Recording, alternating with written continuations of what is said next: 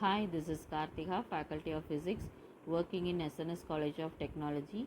So, in this session, I am going to explain about the working and applications of solar cell. So, here we can see the principle, construction, working, advantages, and then disadvantages, and then applications of solar cell. So, solar cell is nothing but a photovoltaic cell, and it is an electronic device that converts the energy of light directly into the electricity by photovoltaic effect. So, which is physical phenomena. It is the form of photoelectric cell defined as a device whose electrical characteristics such as a current, voltage or resistance vary when exposed to light. So, individual solar cell devices are often the electrical building blocks of photovoltaic modules known as solar panels. The common single junction silicon solar cell can produce a maximum open circuit voltage of 0.5 to 0.6 volt. So, solar cells can be described as a photovoltaic regardless of whether the source is sunlight or artificial light. In addition to producing energy, they can be used as a photodetectors. For example, infrared detectors detecting light or other electromagnetic radiation near the visible range or measuring light intensity. So, here we can see the principle of solar cell. So, it is nothing but based on the principle of photovoltaic effect. This is nothing but photo generation of charge carriers in a light absorbing materials as a result of absorption of light radiation. So, here we can see the construction of solar cell.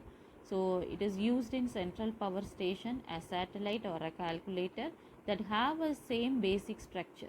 Light enters the device through an optical coating and anti-reflection layer that minimizes the loss of light by the reflection. So, it effectively traps the light falling on a solar cell by promoting its transmission to the energy conversion layers below.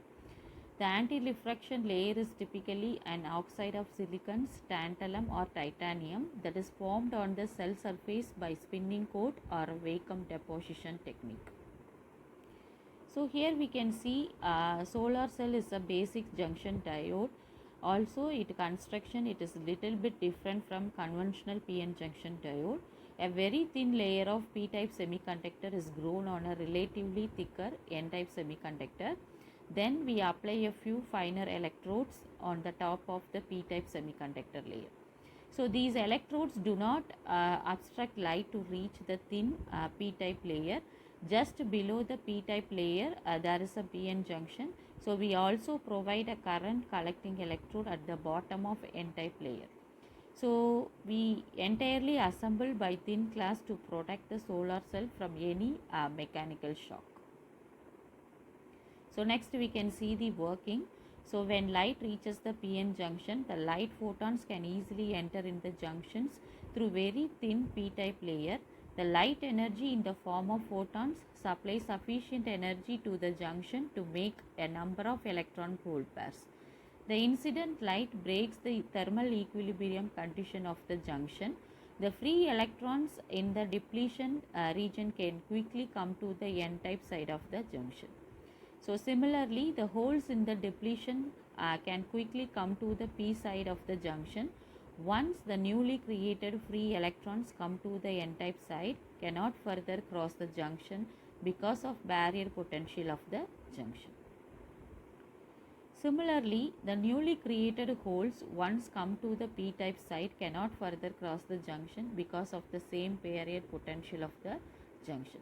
So, as the concentrations of electron becomes higher in one side and the concentration of holes becomes more in another side.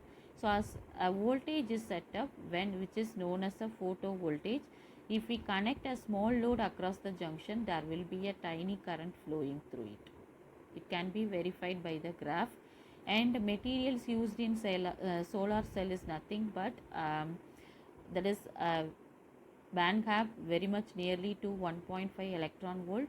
The commonly used materials are silicon, gallium arsenide, cadmium, telluride, and then criteria for materials to be used in solar cell is nothing but that should have a band gap from 1 electron volt to 1.8 electron volt, and it must have high optical absorption, it must have high electrical conductivity, and then the raw materials must be available in environment. The cost of the material must be low.